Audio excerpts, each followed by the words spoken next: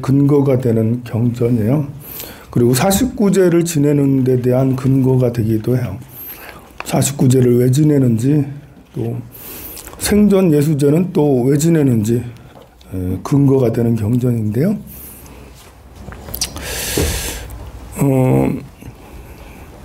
13페이지 이렇게 보면 거룩하신 우리 스승 두 번째 단이죠. 우리 스승 석가모니 부처님이 셀 수 없는 대중에게 금구로서 설하시되 그대들은 알지니라. 이 법회의 염라천자, 자, 염라천자가 다가오는 미래세상 필경에는 성불하여 보현학열애로서 시포를 모두 갖추리니 라고 되어 있어요.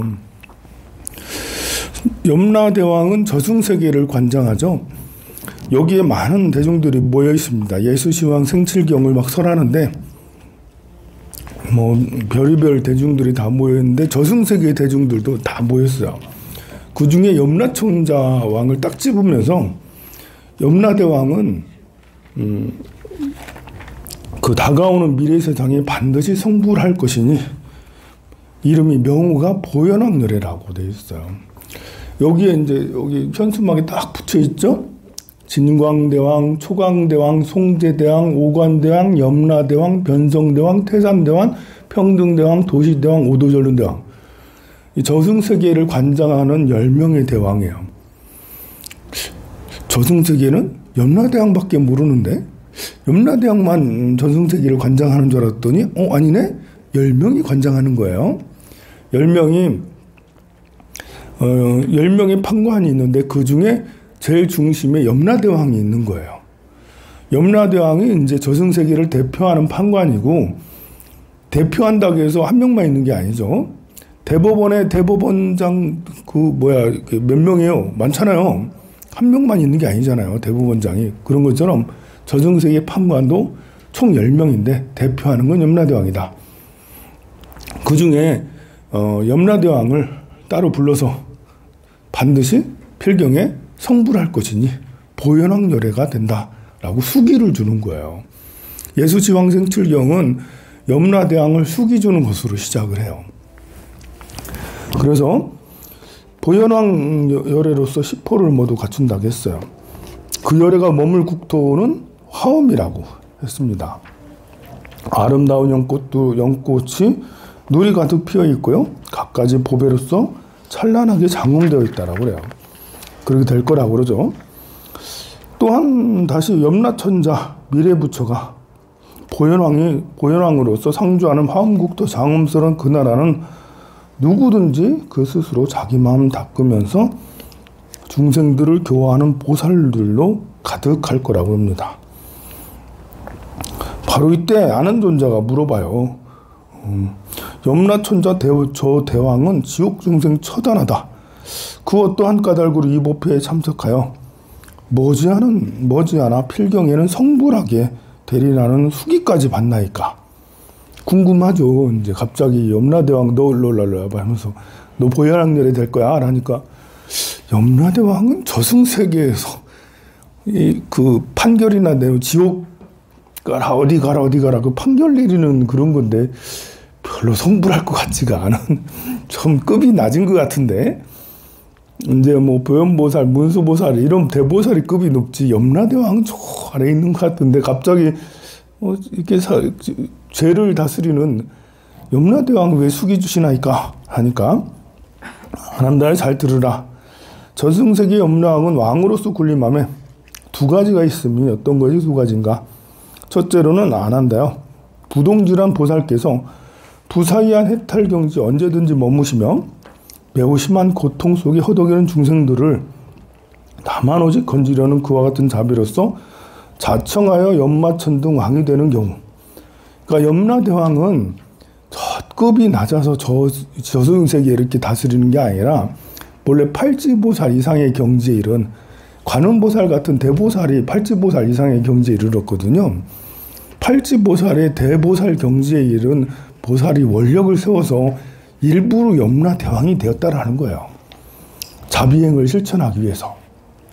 둘째로는 염라천자 저 대왕은 여러 생을 거듭하여 끊임없는 선을 잡고 행을 닦아왔건만 부처님께 범한 죄로 연마천중 떨어졌대. 열심히 수행정진하다 삐끗해가지고 하나 잘못했어. 그래서 연마천중에 떨어졌다는 거예요. 그래서 죄인들을 다스리는 대마왕이 되었다. 근데 이 경에서는 염라대왕을 마왕이라고 표현을 했어요. 무섭잖아요. 무섭잖아.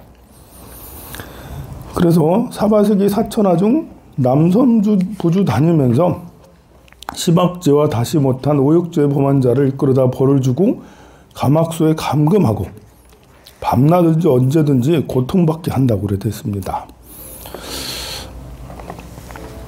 염라대왕이 이제 막 이렇게 그 처단하는 벌을 주는 그런 이야기들을 쭉 하고요.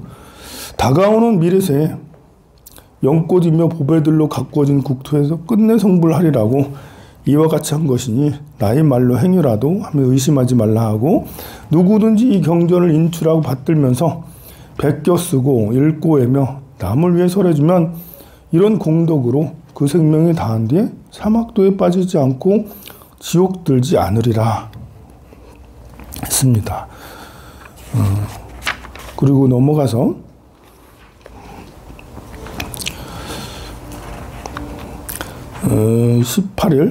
18페이지 4번 밑에 아랫단 매달 음력 초하루와 보름날에 2번 걸쳐 거룩하신 삼보전의 지성으로 공양하라. 초하루 보름법회 하라는 말이 여기 나와 있네요. 그죠? 야, 초하루 보름법회 어디 나와 있지? 여기 나와 있습니다. 원래 초하루 보름에는 이제 포살하는 날이거든요. 그 절에는 언제 다니는 거예요? 라면 초하룻날하고 보름날 다니는 거예요. 본래 그날 포살하는 날이거든요. 경전을 그 계율을 외우고 법문을 듣는 날이 초하루 보름날입니다. 첫째로는 진광대왕, 두 번째 초광대왕, 세 번째 송제대왕 여기 나왔죠. 옆에 쭉 이렇게 10명의 대왕 시왕단을 설치하고 기도 축원하되 10명의 대왕이 저승세계를 관장을 해요. 시왕 글을 보고 이제 저승세계를 관장하는 이분들의 단을 시왕단을 설치하고 주소 생년 이름 적어 축원장을 작성하여 판관들과 기왕들과 장구들과 동자들과 사자들과 관전 등의 지성으로 고축하면 선업기록 관리하는 명부세계 선업동자가 천조관과 지부관에 이 내용을 보고하고 제자 이름 저승세계 명부 안에 기록한답니다. 예수시왕 생실제를 미래 닦는 공덕으로 이 세상을 하직할 때 쾌락한 곳에 태어난다고 그래요. 그리고 49제에 대해 나오죠. 49일 실제 동안 주음신의 머문 자나 아들, 딸, 남녀, 친족 모두 함께 모여들어 좋은 곳에 태어날 지성으로 발언하는 기도불사 그마저도 기다리지 않느니라. 이 세상 사람 목숨 시왕전에 매어 있다라고 그럽니다. 염라대왕이 데리고 간다 그러죠. 그 생명이 다한 뒤에 시왕 모두 거치나니 한 분 한 분 한제 한제 빠뜨릴 수 없다. 예수시왕 생칠제 중 만일 한제 빠뜨리면 빠진 왕이 억류되어 계속되는 고통 속에 그러니까 이제 49제도 마찬가지인 거예요. 49제주를 여기서는 다 지내라고 하는 거예요. 이제 요즘에는 49제를 초제나 막제 이렇게 초제 막제 아니면 초제 3제 막제 한 번 지내거나 두 번 지내거나 세 번으로 많이 줄이는데요. 이제 황룡사는 다 지내라고 그렇게 대체로 권하지만 이제 산중의 사찰들은 두 번만 초제 막제, 초제 3제 뭐 막제 세 번만 지내세요라고 하는 절들이 많아요. 의외로 여러분들이 생각할 때는 절에서는 그냥 7번 다 지내기를 스님들이 권하지 않겠냐라고 하는데 의외로 산중의 사찰들 스님들은 초제 막제만 하지. 그래서 이제 그렇게 하는 데가 의외로 많아요. 그게 이제 뭐 여러 가지 이유가 있겠지만 제자들을 배려하는 의미도 있고 산중에 다니기가 너무 힘들잖아요. 1시간씩 막 산중에 가야 되니까 그것도 있지만 또 이렇게 재정적으로 별로 그렇게 산중에서는 도움이 안 되는 거 이렇게 산중에서는 시장 나오면 1시간씩 나와야 되잖아. 시장 나와서 장 봐서 또 가져가서 또 그걸 이렇게 음식을 만들고 막 이래야 되잖아. 과일을 올리고 음식을 만들고 일이 너무 많은 거예요. 이제 스님들은 연로하시고 저는 일할 사람이 없고 그러니까 2번만 초제막제만 하세요. 이렇게 하는 데가 의외로 많다고 그래요. 근데 이제 이런 경전을 읽으면 야 이거 다 지내야 될 것 같은데 라는 이런 느낌이 들죠. 왜냐하면 빠진 왕이 억류되어 계속되는 고통 속에 새로움만 받을 생각 전혀 하지 못한대요. 여기 첫 번째 죄는 진광대왕이 관장을 해요. 진광대왕이 딱 나타나서 내 이놈 네 죄를 알렸다 라면서 죄를 심판하는 거예요. 두 번째는 초광대왕이 두 번째 죄죠. 2주째는 초광대왕이 나타나가지고 얼마인지 얼마를 무슨 뭔지 계산을 쭉 하고 세 번째 때는 송제대왕이 나타나서 죄를 또 심판을 하고 네 번째는 오간대왕이 나타나서 뭐 했는지를 막 물어봐요. 다섯 번째는 염라대왕이 나타나가지고 오제 때 염라대왕이 나타나는 거죠. 그래서 오제를 중요하게 여기는 거예요. 다섯 번째 죄를. 여섯 번째 죄는 변성대왕이. 일곱 번째 죄는 태산대왕이 이제 그 마지막 49제 때 하는데요. 그러면 저 평등대왕은 뭐냐? 저건 100일째예요. 100일째. 그래서 100일을 지내는 사람도 있어요. 보면. 100일을 지내라는 건 아니에요. 이제 그런 사람이 있다는 거죠. 도시대왕은 1년째. 첫 번째 기일 때. 오도전륜대왕은 3년 기일 때. 이렇게 저 대왕들이 나타나서 심판을 하고 그렇게 한다라고 그러죠. 그런데 네 번째를 죄를 오간대왕 때인데 오간대왕 때 죄를 안 지내. 그러면 이제 오간대왕이 꽁 해가지고 꽁해서 너 가만 봐라. 그러면 그냥 두지 않겠다. 그냥 거기서 억류시켜서 그러면 이제 돌아가신 영가는 혼비백산에서 내가 뭐 잘못했나라면서 저 대왕이 막 눈을 부릅뜨고 있으니까 그냥 거기서 혼비백산에서 다른 데로 갈지 못하고 거기서 그냥 머물러 있는다라고 그래요. 그렇게 해서 계속 읽어볼까요? 100일간을 지체하고 1년간을 지체하고 100일, 1년 막 그냥 지나가는 거예요. 3년 동안 지체하여 떠돌이로 머무리라. 저승세계 구초를 헤매게 되는 거예요. 그러므로 안 한다요. 내가 이제 이르노니 너희들은 이와 같이 예수시왕 생칠제를 부지런히 닦고 익혀 서방정도 극락세계 상품 상승 왕생하길 지성으로 기도하라. 이게 업장이 두터운 그런 경우가 그렇겠죠. 업장이 가벼운 사람은 이렇게 저렇게 대왕들이 나타나도 무서운 모습을 안 나타나요. 그냥 좋은 분의 이렇게 모습으로 나타나서 잘 가라고 첫 번째도 잘 가라고 두 번째도 잘 가라고 세 번째도 잘 가라고 그러죠.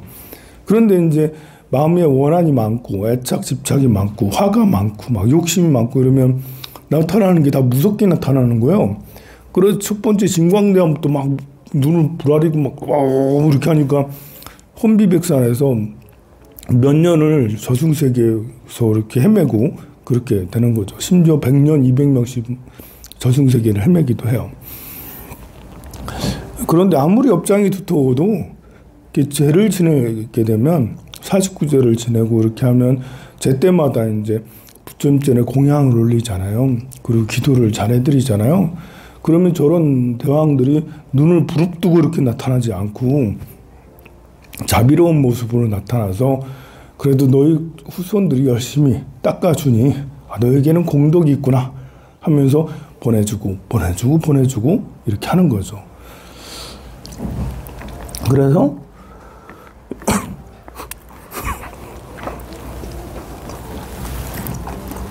예수시왕 생칠경에 이렇게 우리가 49제 지내는 것에 대한 이야기가 잘 돼 있고요. 또 이거는 생전 예수제, 살아있을 때 미리 49제를 지내는 건데요. 이것에 대해서도 지내는 게 얼마나 중요한지 잘 설명이 되어 있습니다.